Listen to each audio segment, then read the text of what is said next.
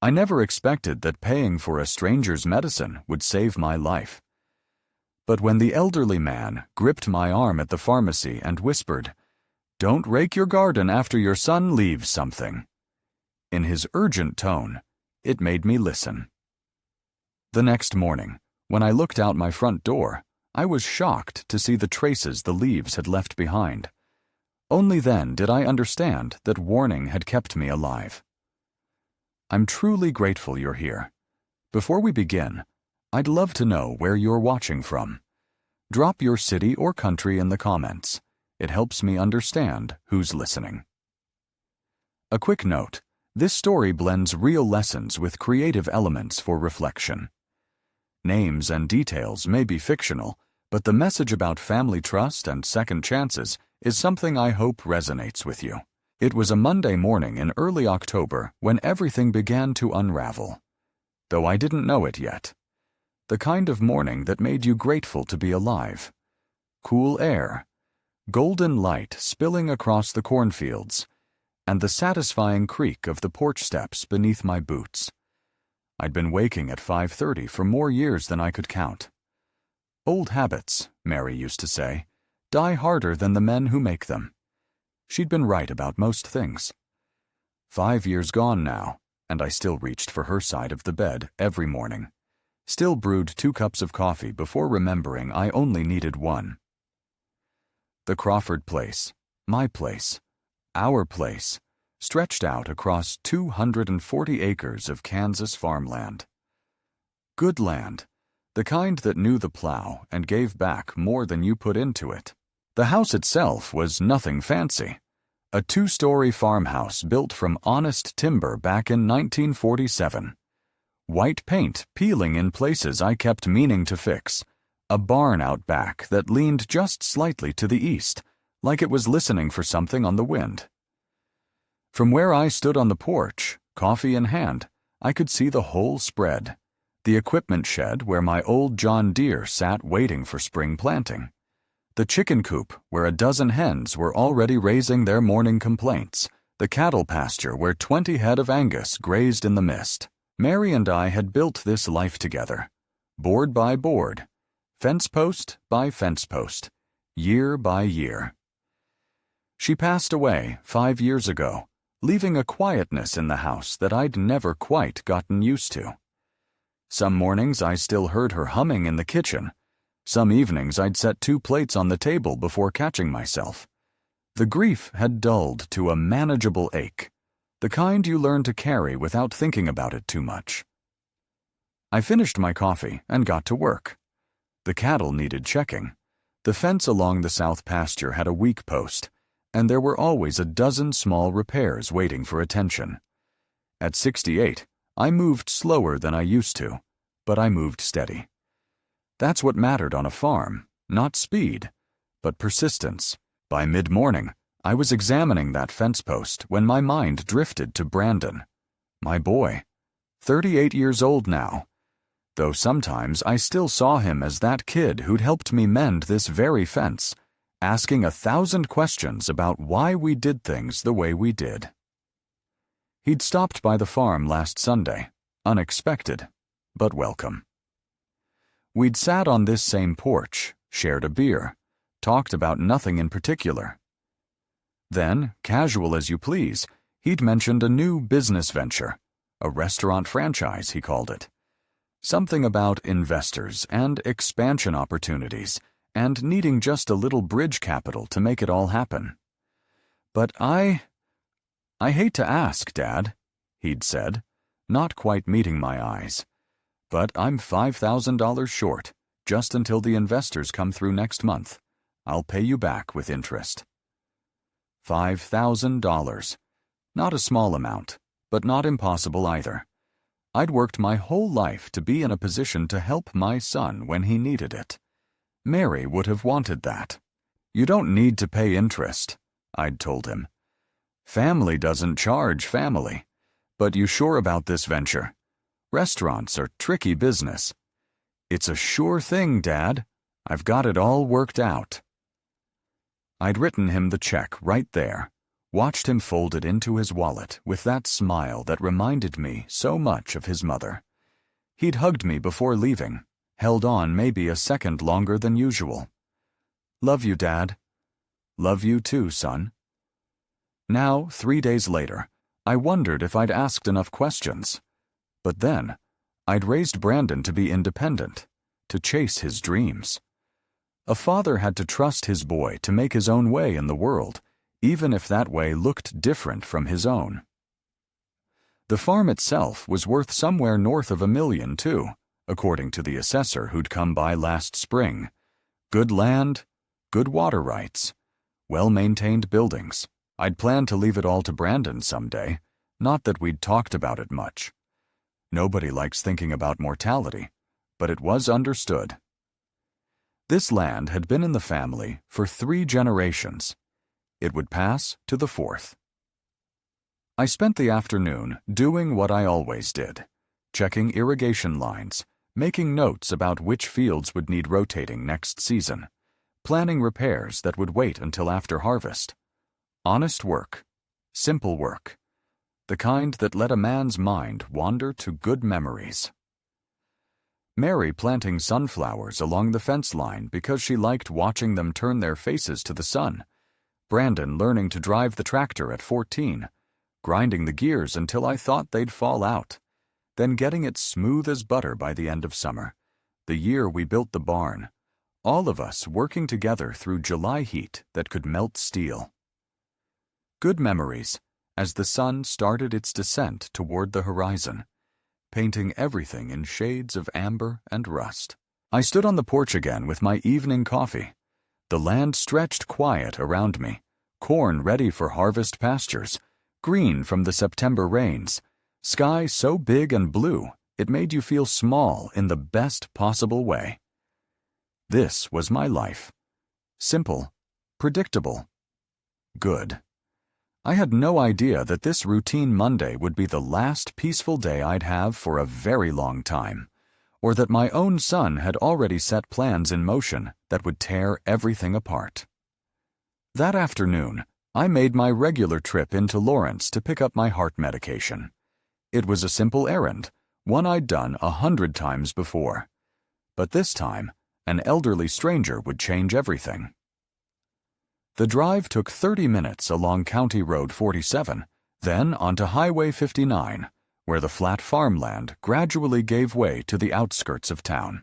Lawrence was the kind of place where everybody knew your name and your business, a county seat that had grown just enough to have a Walmart and a few chain restaurants, but still felt like the small town it had always been. Baxter's Pharmacy sat on Massachusetts Street, tucked between a hardware store and a diner that made the best cherry pie in Douglas County.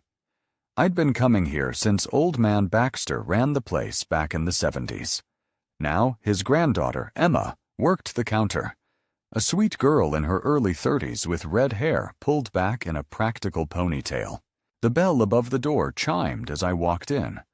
The pharmacy smelled the way pharmacies always do, antiseptic and vaguely medicinal with a hint of the perfume display near the front. 2 other customers browsed the aisles, and one person stood at the counter ahead of me, an elderly man, maybe mid-70s, wearing a faded jacket that had seen better years. His hair was shock white, his frame thin, but not frail. He stood very still as Emma rang up his prescription. "That'll be $63.88, Mr. Grayson," Emma said.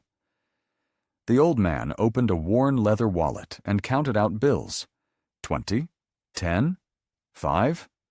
More singles. He counted again, slower this time, then looked up at Emma with something like defeat in his eyes. "I'm short $38.50, he said quietly. "I thought Medicare was supposed to cover San Jacinto." "There's a coverage gap this month," Emma explained gently. "I'm sorry. Do you want me to put it back, or can you come in tomorrow?" "It's insulin," he said. "I need it today." I'd been raised to mind my own business, but I'd also been raised to help folks when they needed it. Mary used to say that money spent on kindness was never wasted. Before I could think twice about it, I stepped forward. "Excuse me," I said. "I'd like to cover that for him." Both of them turned to look at me. Emma smiled. The old man's eyes went wide. "Sir, I couldn't." "It's no trouble at all," I said, pulling out my own wallet. "We all need help sometimes." The old man studied me for a long moment, something unreadable in his expression. His eyes were an unusual shade of blue, pale, almost gray, but clear and sharp as winter ice. "Thank you," he finally said. "I'll pay you back when I can." "No need," I told him. "Just take care of yourself." Emma rang up both transactions together, his insulin at $63.88, my heart medication at $64.12. I handed her my card, and she processed the payment with practiced efficiency. "You're all set, Mr. Crawford," she said, passing me the pharmacy bag. "Total's $128 even. Your next refill will be ready November 15th. The old man collected his medication, clutching the small white bag like it held something precious, which I suppose it did. His life measured out in units of insulin. He nodded to me, started toward the door, then stopped. He turned back. What happened next, I'd replay in my mind 1,000 times in the days that followed. The old man walked straight back to me, his gait steady, despite his age. He reached out and gripped my forearm with surprising strength. His fingers were cold through my shirt sleeve. He leaned close, so close I could smell coffee on his breath and see the deep lines etched around his eyes. When he spoke, his voice was low and urgent, meant for my ears only. "After your son leaves tonight," he said, each word deliberate, "don't rake the garden. Let the leaves lie where they fell." I blinked. "I'm sorry. What?" His grip tightened. "Don't rake the leaves. Promise me." The intensity in his gaze, those pale, piercing eyes, made something cold curl in my stomach. This wasn't the rambling of a confused old man. This was specific. This was a warning. "Okay," I heard myself say. He held my gaze another moment, then released my arm and walked away. The bell chimed as he pushed through the door, and just like that, he was gone, disappearing down the sidewalk with a speed that seemed impossible for someone his age. I stood there, arm tingling where he'd gripped it, trying to process what had just happened. "Mr. Crawford?" Emma's voice brought me back. "Are you all right?" "That man," I said. "Do you know him?" She glanced at her computer screen. "Arthur Grayson. He's been coming here for a few months. Moved to the area recently, I think. Lives out on Route 12. Has he ever—" I trailed off. "How did you ask if someone seemed strange without sounding paranoid?" "Does he seem all there—" Emma's brow furrowed. "He's always been perfectly lucid when I've dealt with him. Quiet. Polite. Why?" "No reason," I said quickly. "Just curious." But it wasn't curiosity that had my mind racing as I walked back to my truck. It was the specificity of Arthur Grayson's words. "After your son leaves tonight." How did this stranger know Brandon was coming to see me tonight? I hadn't mentioned it to anyone. Brandon himself had only called this morning to say he'd swing by after work to pick up some tools he'd left in the barn. And the leaves. What did fallen leaves have to do with anything? As I drove home through the fading afternoon light, Arthur Grayson's words kept echoing in my mind. Don't rake the leaves. What was he trying to tell me? That evening, as the sun dipped below the horizon and painted the sky in shades of orange and purple, Brandon's silver Audi pulled into my driveway. I was sitting on the porch, Arthur's warning still fresh in my mind. I'd been there for the better part of an hour, nursing a beer I hadn't really wanted. The October air had that bite to it that promised frost before dawn. Leaves, oak and maple mostly, carpeted the front yard in rust and gold. They'd been falling steady for 2 weeks, and normally I'd have raked them by now. But tonight, all I could think about was an old man's urgent whisper. Brandon's headlights swept across the porch as he pulled up next to my truck. The door opened, and there was my boy, 38 years old, but still looking like he was trying to impress someone. Dark slacks, button-down shirt, hair styled with gel. He carried a leather overnight bag. "Hey, Dad." He climbed the steps with easy confidence. Got that from his mother. Mary never met a room she couldn't walk into like she owned it. "Evening," I said, gesturing to the cooler. "Beer's cold if you want one." "Just sure." He grabbed a bottle, twisted the cap, took a long pull. Then he leaned against the railing, looking out at the darkening fields. Beautiful night. They usually are this time of year. I studied him. He seemed tense, though he was trying to hide it. Kept shifting his weight, checking his phone. "You said you needed those tools from the barn." "Yeah, the socket set. Starting that restaurant project next week, need to do some assembly work." I nodded. "The restaurant project, the one I'd given him $5,000 for just yesterday. How's that coming along?" "Good. Real good." He smiled, but it didn't quite reach his eyes. "Actually, that's part of why I'm here. Got a meeting in Chicago tomorrow. Big investors. Going to be there through Thursday." 3 days in Chicago. That's some meeting. "These guys are thorough. Want to see everything. Check all the numbers." He took another drink. "But it's going to pay off, Dad. I can feel it." I wanted to believe him. God, I wanted to.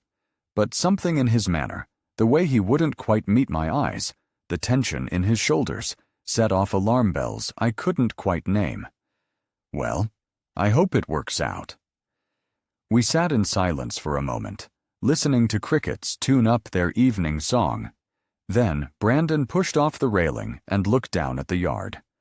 "Man, those leaves are really piling up," he said, casual as you please. "You want me to rake them before I go?" "Won't take long." My hand tightened around the beer bottle. "No need. I'll get to it." "Now, Dad, there's got to be 4 inches of leaves down there." He gestured at the yard. "You leave them much longer, they'll kill the grass underneath. Smother it." He wasn't wrong. That was exactly what happened. If you let leaves sit too long, they formed a mat that blocked sunlight and trapped moisture. It was the kind of thing every farmer knew, the kind of thing I taught Brandon when he was 12. "I know," I said slowly, "but I'm not ready to deal with them yet. It'll take me 20 minutes. I've got time before I head out." "Brandon," I kept my voice level, "I appreciate the offer, but I'll handle it when I'm ready."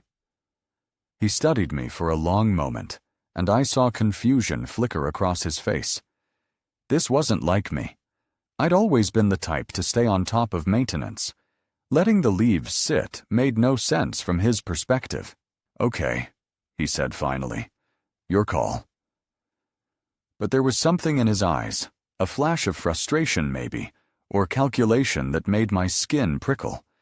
It came and went so fast I might have imagined it.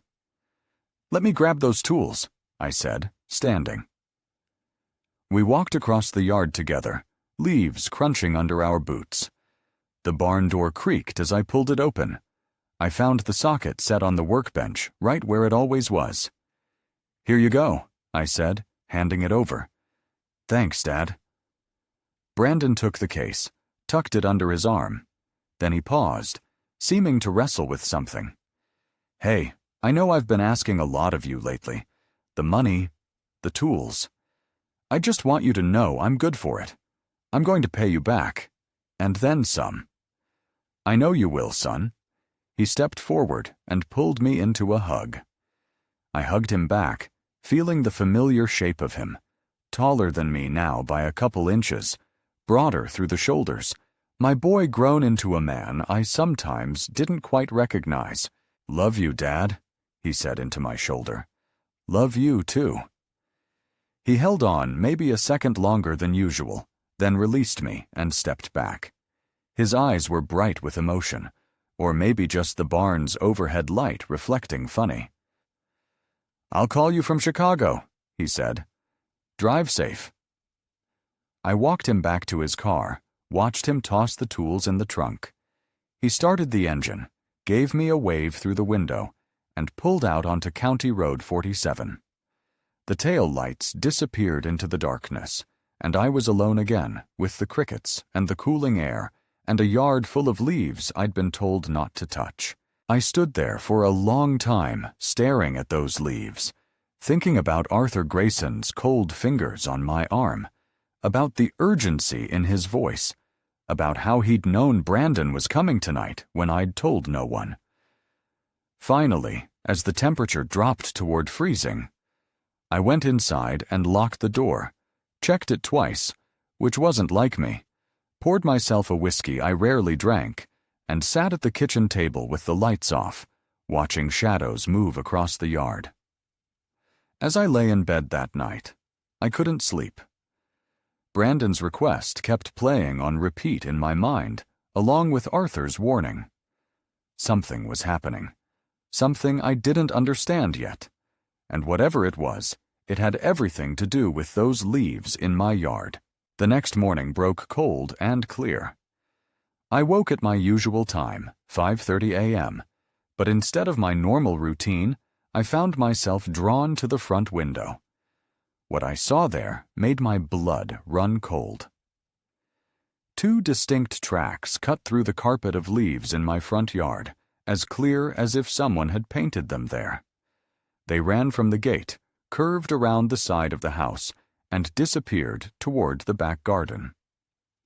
In the early morning light, with frost beginning to glitter on the grass beneath, those tracks stood out like wounds. I was down the stairs and out the front door in less than a minute, not bothering with coffee or my jacket. The October air bit through my flannel shirt, but I barely noticed. My breath came out in white puffs as I stood at the edge of the porch, staring tire tracks clear as day. The leaves had done exactly what Arthur Grayson must have known they would do. They'd stuck to the tires of whatever vehicle had come through here, adhering to the rubber and creating two parallel paths where the leaves had been pulled away. The tracks were roughly 6 inches apart, consistent with a sedan or small SUV. I followed them slowly, my boots crunching on the undisturbed leaves to either side. The vehicle had entered through the gate, which I always left unlocked, never having had reason not to, and driven straight up toward the house. Then it had turned, following the path around to the back where my garden sat. That's where the real story began to emerge. The track stopped at the garden's edge near the old split-rail fence that marked the boundary of my property. Here the vehicle had idled for some time. I could tell from how the leaves had been blown back by the exhaust, creating a small clearing. And here, too, were footprints, bootprint size 11 or 12 if I was any judge. 2 sets of them, both male based on the depth and stride. They'd walked from the vehicle to the fence, then back again multiple times. The soil near the fence had been disturbed, freshly turned, though someone had tried to smooth it over again. I crouched down, examining the ground more carefully. The disturbed area was maybe 3 feet by 2 feet, like someone had been digging or burying something. But there was nothing there now except freshly turned earth that someone had attempted to disguise. Then I saw the fence. The split-rail fence was old. I'd built it myself 20 years ago, and it had weathered to a silvery gray that blended with the landscape. But one section about 4 feet long looked different, newer. The wood was the same weathered gray, but the joints I ran my fingers along the joint and felt the rough edge of a fresh cut. Someone had sawed through the rails, then put them back together with cheap L-brackets you could buy at any hardware store. It was a decent patch job if you weren't looking closely. But I'd built this fence with my own hands. I knew every inch of it. Someone had cut through my fence, done something in my garden in the middle of the night, then poorly repaired it and driven away. My phone came out of my pocket, almost without conscious thought.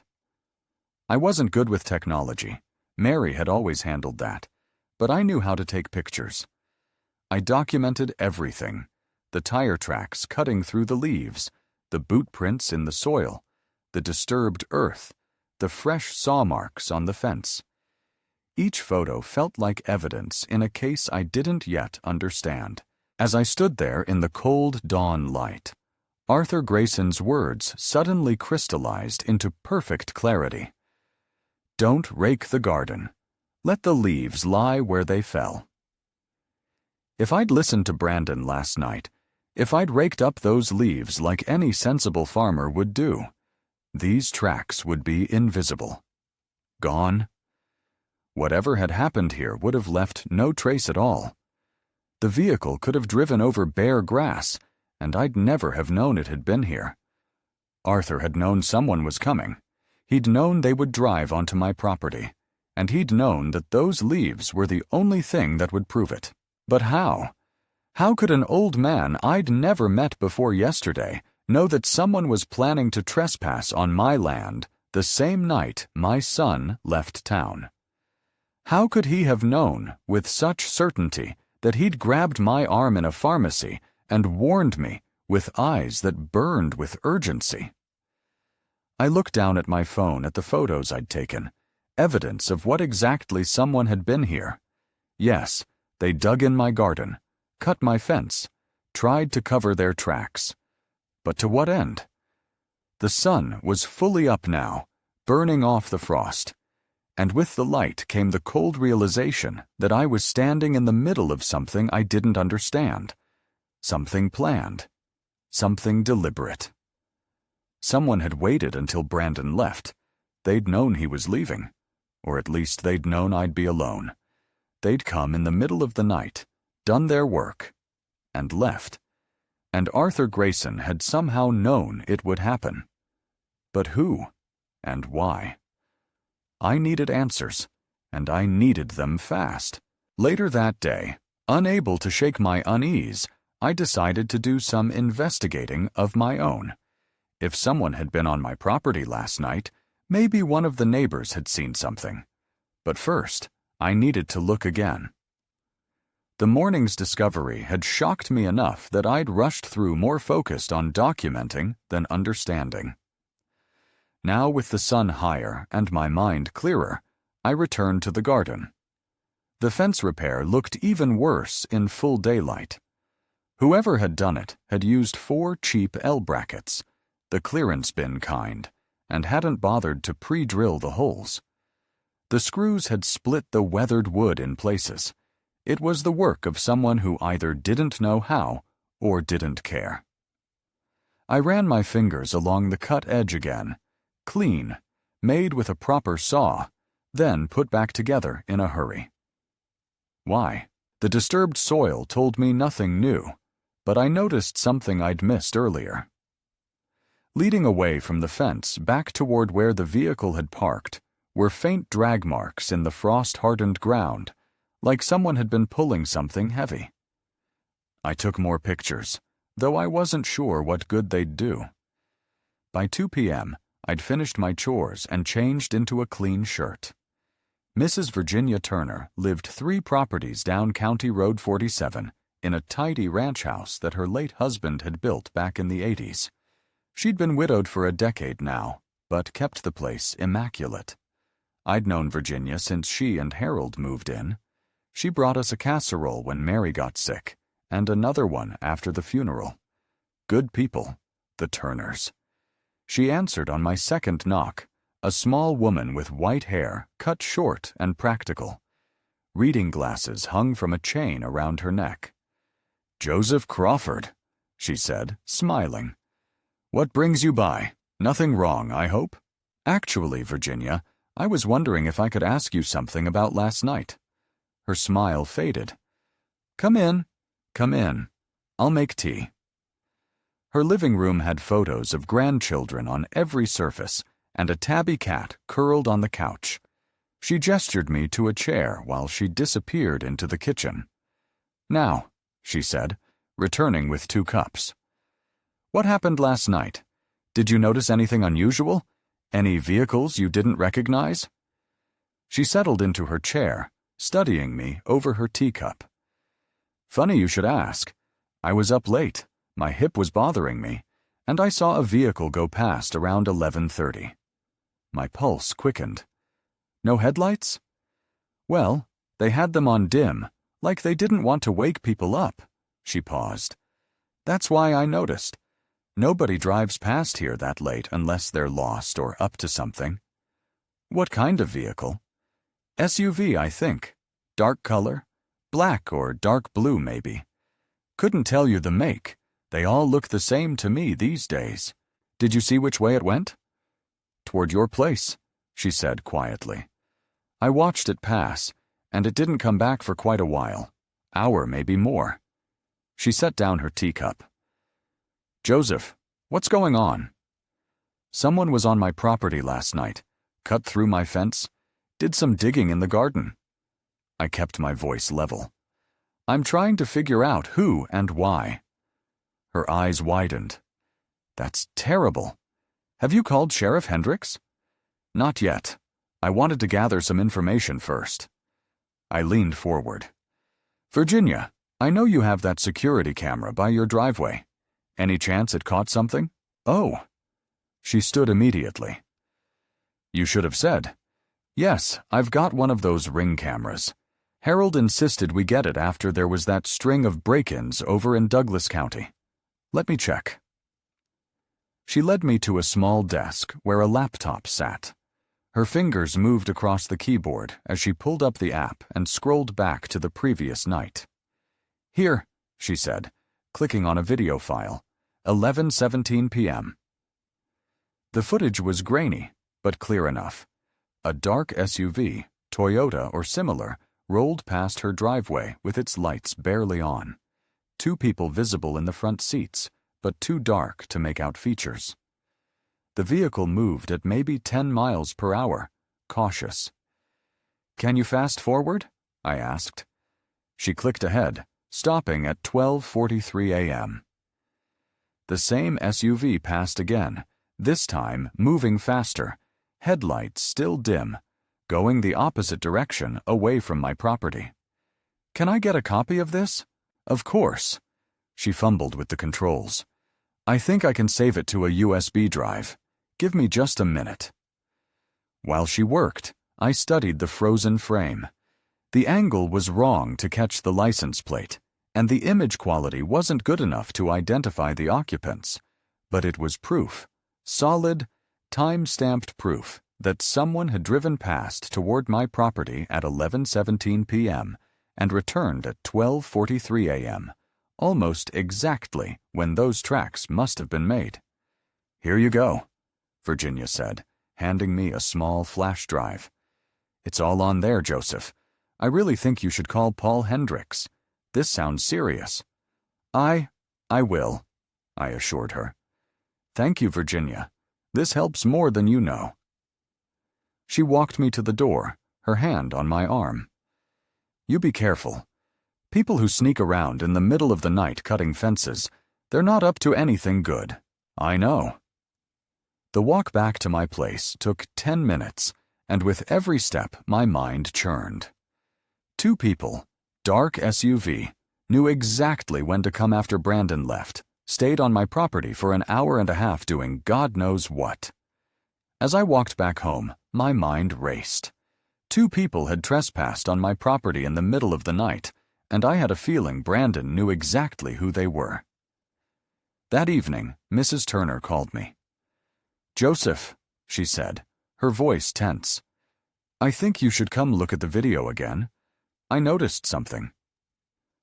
I grabbed my jacket and drove over immediately. The sun had already set by the time I reached her house. The porch light was on, and she opened the door before I could knock, worry written all over her face. "I couldn't stop thinking about it," she said, leading me inside. After you left, I kept watching the footage. There's something I missed the first time. Her laptop was open on the desk. The video paused on a single frame. She pointed at the screen. Look here. When the vehicle turns, the streetlight catches the side. At first, I didn't see it. The image was grainy dark. She advanced the video frame by frame, and then it appeared just for a few seconds as the SUV turned onto my driveway. The streetlight illuminated the driver's side door. There was a logo, white lettering against dark paint. Zoom in, I said. She enlarged the image. The pixels blurred, but the words were still clear enough to read. Midwest Property Group. Below it was smaller text, probably a phone number or website, but the company name was unmistakable. A real estate company? Virginia said softly. Why would a real estate company be at your farm in the middle of the night? That was exactly what I was thinking. Can you replay it? Show me the people again. She rewound to when the SUV first appeared and played it in slow motion. Two figures sat in the front seats. Both looked like men from their builds. When they passed under the streetlight, more details emerged. The driver wore a dark jacket. The passenger closer to the camera wore something lighter, possibly a button-down shirt. He held something flat against his chest. Pause it, I said. She froze the frame. That's a clipboard, I said. The passenger's holding a clipboard. We watched the return footage from 12:43 a.m. The angle was worse as they drove away, but details were still visible. The passenger still had the clipboard. Now the driver carried a bag slung over his shoulder, dark canvas, maybe, a tool bag. What were they doing? Virginia whispered. I don't know, I said, but I'm going to find out. I pulled out my phone and searched Midwest Property Group, Lawrence, Kansas. The results loaded instantly. The company had a polished website, photos of farmland, smiling clients, glowing testimonials. The About Us page featured a man in his mid-50s, balding, wearing an expensive suit. Philip Garrison, I read aloud, director specializing in agricultural land acquisition and development. Virginia leaned closer. Agricultural land. I don't know what it means yet, I said, but my stomach tightened. A real estate company, 2 men, a clipboard, a bag, a cut fence, all in the middle of the night. You need to call Sheriff Hendricks, Virginia said firmly. This isn't right. I will, I said. But I want to look into this company first. She placed a hand on my arm. Be careful, Joseph. People who sneak around at night cutting fences aren't honest people. I know. I handed her the USB drive. Can you save the footage with the logo too? Of course. A few minutes later, she gave it back. I marked the timestamps where the logo is clearest. Thank you, I said. This helps more than you know. As she walked me to the door, her worry deepened. Promise me you'll be smart about this. I promise. The walk home felt longer than usual. The October air was cold, clouds hiding the stars. My breath fogged as I walked, my thoughts racing. Why would Midwest Property Group come to my farm at midnight? What were they measuring? Surveying? Planning? And Brandon, the timing, gnawed at me. He'd been here the day before, oddly insistent that I rake the leaves. Then he'd left town for 3 days. That same night, these men appeared. It couldn't be coincidence. Back home, I sat at the kitchen table with my laptop, the one Mary had insisted I buy years ago. I pulled up the company's website again and read everything: services, projects, mission statements, full of polished language about maximizing land value and strategic growth opportunities. I read Philip Garrison's bio, 30 years in real estate, licensed in Kansas and Missouri, member of multiple professional organizations. The photo showed him shaking hands with a politician at a ribbon cutting. Nothing openly criminal, nothing that explained midnight trespassing. But the more I read, the more uneasy I felt. Legitimate businesses don't sneak onto private land. They don't cut fences. They don't operate under cover of darkness. I opened Google Maps and found their office, a building on Massachusetts Street in downtown Lawrence, a respectable address surrounded by shops and restaurants. That's where I'd go tomorrow. I closed the laptop and sat in the dark kitchen listening to the house settle. The refrigerator hummed. Pipes creaked softly. Outside, wind moved through the trees, and somewhere far off, a coyote howled. Arthur Grayson's warning echoed in my head. Don't rake the leaves. What did he know? How did he know? And what was buried beneath those leaves that someone was desperate to find? Tomorrow, I would confront Philip Garrison and demand answers. But tonight, I sat alone with my questions, staring into the darkness and wondering how many secrets my son had buried both in the soil and in my life. The following morning, I drove into downtown Lawrence with a knot in my stomach. The Midwest Property Group office sat in a modern glass building on Massachusetts Street. As I pushed through the door, I had no idea I was about to uncover the first layer of my son's betrayal. The lobby was all chrome and polished marble floors, leather chairs, a reception desk that gleamed. A young woman looked up from her computer, professional smile in place. Can I help you? I need to speak with someone about a property appraisal, County Road 47, the Crawford Farm. Her fingers flew across her keyboard. Let me get Mr. Garrison for you.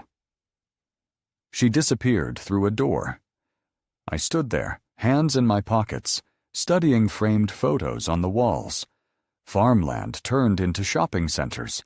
Each one probably made someone rich while erasing another family's history. Mr. Crawford. I turned to find a man in his mid-50s approaching, balding, expensive suit, confident smile. Philip Garrison, Director of Acquisitions. Please come to my office. His handshake was firm, practiced. His office matched the lobby, glass desk, leather, everything. He gestured to a chair while settling into his own, pulling up something on his computer. The County Road 47 property. Beautiful piece of land. Your son Brandon has been very proactive about this sale. What exactly has Brandon told you? I asked. His smile dimmed slightly. He contacted us about 3 weeks ago, said you were looking to retire, wanted to downsize. He provided the power of attorney and asked us to handle the appraisal. 3 weeks. While I'd been going about my life, my son had been plotting to sell my farm. Can I see that power of attorney?